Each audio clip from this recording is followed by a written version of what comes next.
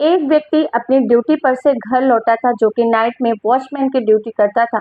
और जब घर आकर देखता है, अपनी बहू से पूछता है तो उसकी पत्नी घर पर थी नहीं। बहू कहती है किसी काम के चलते वो कहीं गई हुई है। और जब इस तरीके से शाम तक का वक्त हो जाता है और उसकी जो पत्नी है वो घर वापस नहीं आती, तो वो परेशान हो जाता है, ढूंढना शुरू करता है और नहीं मिलती है जब पत्नी, तो जाकर पुलिस स्टेशन में शिकायत दर्ज करवाता है। लेकिन जब पुलिस अपनी जांच पड़ताल शुरू करती है और जो खुलासा होता है वो बहुत ही चौंका देने वाला होता है, क्योंकि इसमें ना सिर्फ उस औरत का कत्ल होता है बल्कि उसकी जो विश्वास था, उसकी जो भावनाएं थी, उसका भी कत्ल किया जाता है, वो भी उसके अपनों के द्वारा। और साथ ही इतने निर्मम तरीके से उसकी बॉडी को ठिकाने लगाया जाता है, जो कि बहुत हैरान कर देने वाला था। दोस्तों, क्या है ये पूरी सच्ची घटना, आइए जानते हैं इस वीडियो में अगर आप नए हैं तो प्लीज चैनल को सब्सक्राइब करें अगर आपको हमारे वीडियोस पसंद आते हैं तो, और अगर नहीं पसंद आते हैं तो वीडियो में क्या कमी है वो हमें जरूर कमेंट करके बताएं। मैं जरूर कोशिश करूंगी उस कमी को दूर करने की। दोस्तों नमस्कार, मैं ज्योति सिंह आपके अपने चैनल क्राइम शूट में आप सभी का हार्दिक स्वागत करती हूँ। दोस्तों, ये जो सच्ची घटना है ये है उत्तर प्रदेश के कुशीनगर की। यहाँ पर एक बाजार थाना है, वहाँ के पास जो एक गौरी यादव नाम का व्यक्ति होता है, वो एक नाइट में वॉचमैन की नौकरी करता है। 2 जनवरी 2025 को वो नाइट ड्यूटी पर था और जब 3 जनवरी को सुबह अपने घर जाता है तो उसके घर में उसकी बहू थी। अपनी बहू से कहता है कि तुम्हारी सासू माँ कहाँ है? बहू कहती है कि सासू माँ, एक लड़का आया था बाइक से, उसके साथ गई है। अब ससुर को ये लगता है कि शायद किसी काम के चलते मेरी पत्नी किसी के साथ गई होगी मार्केट वगैरह, और वो अपनी पत्नी का इंतजार करने लगता है। इंतजार करते करते दोपहर हो जाती है, शाम हो जाती है और जो पत्नी होती है वो लौट कर नहीं आती। अब जो पति था गौरी यादव, उसको चिंता सताने लगती है और वो अपने रिश्तेदारों, आसपास के लोगों, सभी उससे पूछने लग जाता है कि क्या वहां पर आई है। पता चलता है कि हर तरफ से एक ही जवाब आता है कि नहीं, यहाँ तो आई नहीं और हमने देखा भी नहीं। इस तरीके से वो ज्यादा परेशान हो जाता है। और रात का वक्त, जब 3 जनवरी की रात का वक्त था, तब वो अपने नजदीकी पुलिस स्टेशन जाता है और कहता है कि मेरी बीवी सुबह से लापता है, उसका कहीं कुछ पता ही नहीं चल रहा। तो 3 जनवरी का जब शाम का वक्त था, जब वो पुलिस स्टेशन जाता है तो पुलिस कहती है भी 24 घंटे हुए नहीं है और जैसा तुम बता रहे हो वो किसी के साथ बाइक पे गई है, तो हो सकता है वो किसी काम के चलते गई हो, कल तक इंतजार करो, आ जाएगी। लेकिन दूसरा दिन भी शुरू हो जाता है, यानी 3 जनवरी खत्म होकर 4 जनवरी शुरू हो जाती है और पत्नी घर लौट कर नहीं आती है। उस तरीके से वो वापस पुलिस स्टेशन जाता है, एफआईआर दर्ज की जाती है और छानबीन शुरू होती है। सबसे पहले घर वालों का बयान लिया जाता है। घर में सिर्फ सास, ससुर और बहू रहती थी, क्योंकि जो बेटा था वो बाहर नौकरी करता था। सास से जो बहू होती है उससे पूछा जाता है तो बहू बताती है कि मेरी सास जो है वो किसी के साथ गई है, कुछ काम होगा तो ही गई होगी, और उसके बाद वो लौट कर नहीं आई। और जो गौरी यादव होता है वो कहता है मैं रात में तो नाइट ड्यूटी पर था और सुबह जब से गया मैंने मेरी पत्नी को देखा ही नहीं। इस तरीके से पुलिस को कुछ समझ में नहीं आता कि आखिर माजरा क्या है। उसके बाद पुलिस जो बहू होती है उसको अलग बिठाकर पूछताछ करती है और जो ससुर होता है गौरी यादव, उसको अलग बिठाकर पूछताछ करती है। जब दोनों के बयान लिए जाते हैं तो दोनों के बयान कुछ मैच नहीं हो रहे। जहां एक तरफ गौरी यादव ये कह रहा था कि मैं रात में ड्यूटी पर था, वहीं दूसरी तरफ बहू ये कह रही थी कि ससुर जी कल ड्यूटी गए नहीं थे, जल्दी आ गए थे। और जब दोनों के बयान मिसमैच होते हैं तो पता चलता है कि पुलिस को कहीं ना कहीं शक होता है कि जरूर इन दोनों ने ही मिलकर कुछ गोलमाल किया है। ये 2 दिन का वक्त गुजरता ही है।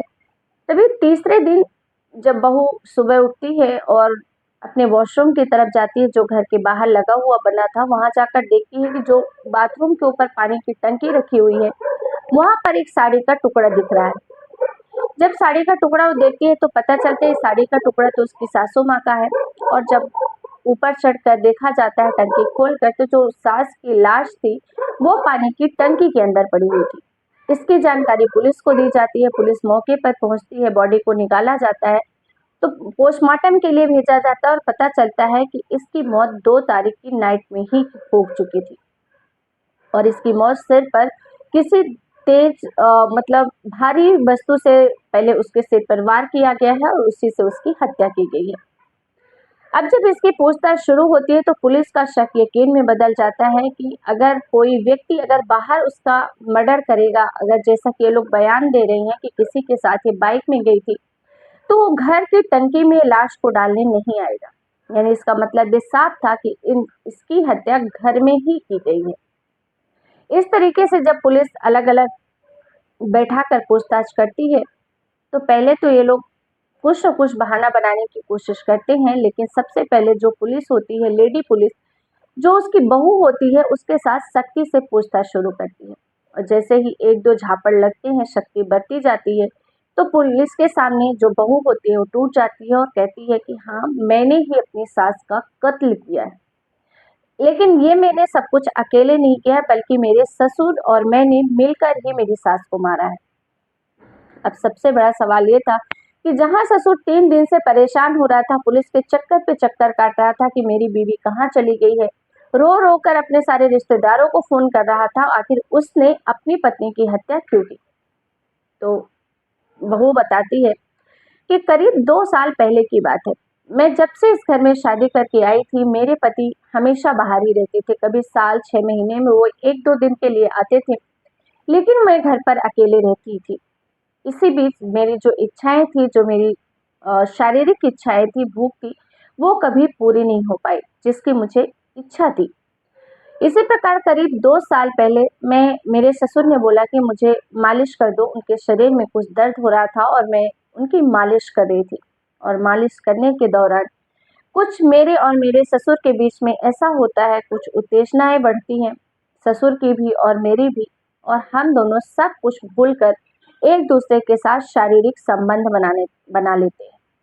वो पहला दिन था और उसके बाद आए दिन का हमारा ये काम रोज का हो गया था। हालाँकि मेरे ससुर को इससे बहुत आपत्ति होती थी, उन्हें ऑब्जेक्शन होता था और उनकी इच्छा नहीं होती थी।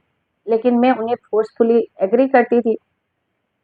उनके कमरे में जाती थी और उनको उनका जो भी होता है वो मतलब मैं उनको उत्तेजित करती थी और इस तरीके से ससुर ना चाहते हुए भी मेरे साथ शारीरिक संबंध बनाते थे और ये सिलसिला लगभग 2 सालों से चला आ रहा था।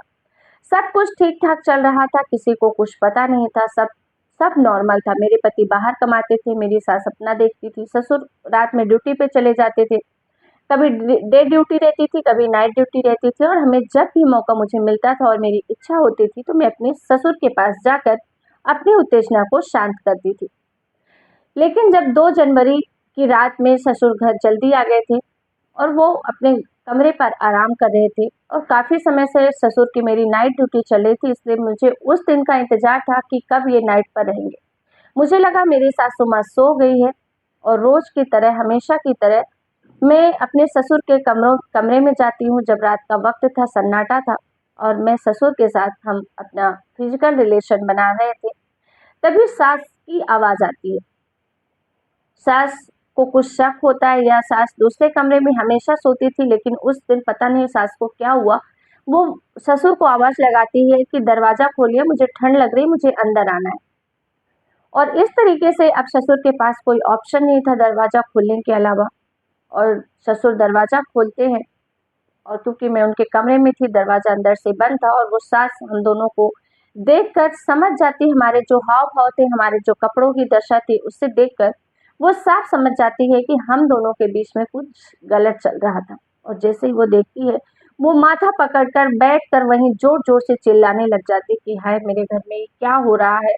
और अपने पति को जाके थप्पड़ मारती है, मुझे भी जाके थप्पड़ मारती है और बोलती है कि रुको, तुम्हारे पोल में सब कुछ अपने बेटे को अभी फ़ोन करके बताती हूँ कि तुम लोग ये क्या घिनौना काम कर रहे हो, और बहुत गालियाँ बकती है, ससुर को बकती है कि तुम्हें शर्म नहीं आती, तुम्हारी बेटी की उम्र की है। और वहीं बहू को कहती है कि तुम्हें इतनी क्या आग लगी थी कि तुम अपने ससुर तक को नहीं छोड़ी, तुम्हें ज़रूरत थी तो तुम अपने पति को बोलती। ऐसा-वैसा बहुत देर तक वो बोलती रहती है। अब हमें कुछ समझ में नहीं आ रहा था कि हम आखिर क्या करें? क्योंकि और तभी मैं अपने ससुर को बोलती हूँ कि अगर इसने मेरे पति को फ़ोन लगा दिया तो सब कुछ बर्बाद हो जाएगा। और जैसे ही मेरी सास कमरे से बाहर निकलने लग जाती है, तो वहीं पर एक पत्थर पड़ा हुआ था घर के अंदर ही, जो एक किसी दरवाजे में टिकाने के लिए रखा होता है, वही पत्थर उठाती हूँ और मैं मेरी सास के सिर पर जोर से दे मारती हूँ और सास लगते ही बेहोश हो जाती है। थोड़ी देर बाद पता चलता है कि सास की मौत हो चुकी है और जब वो मर जाती है तो मैं मेरे ससुर की मदद से उसको ले जाकर बाथरूम के ऊपर पानी की टंकी पर डाल देती हूँ ताकि किसी को बॉडी का पता ही ना चले। और सुबह से हम सब ये पूरी प्लानिंग के तहत सारी प्लानिंग बनाते हैं कि ऐसा-ऐसा करना है ताकि किसी को हम पर शक ना हो और इस तरीके से हमने इस पूरे प्लान को अंजाम दिया। लेकिन दोस्तों कहते हैं ना कि कातिल कितना भी शातिर क्यों ना हो, कोई न कोई सुराग तो छोड़ ही देता है और पुलिस उस तक पहुंच भी जाती है। तो इस तरीके से फिर से एक शारीरिक हवस की इच्छा में, अवैध रिश्ते की लालच में एक परिवार तबाह हो जाता है। जहाँ पर एक औरत की हत्या हो जाती है, वहीं पर सारे रिश्तों का खून भी हो जाता है। दोस्तों आज के समय में अवैध संबंध, अनैतिक संबंध बहुत ज़्यादा सुनने में आते हैं और जिसका अंत हमेशा दुखदायी और दर्दनाक ही होता है। लेकिन फिर भी लोग उसको करने में ज़रा-सा भी संकोच तक नहीं करते, ज़रा-सा सोचते तक नहीं, रिश्तों का लिहाज़ तक नहीं रखते। दोस्तों इस सच्ची घटना को सुनाने का उद्देश्य किसी की भी भावनाओं को ठेस पहुंचाना नहीं है, बल्कि आप सबको सतर्क करना है, जागरूक करना है। सुरक्षित रहिए, सावधान रहिए। फिर मिलेंगे एक नई सच्ची क्राइम घटना के साथ। तब तक के लिए आप सबका बहुत-बहुत धन्यवाद। जय हिंद, जय भारत।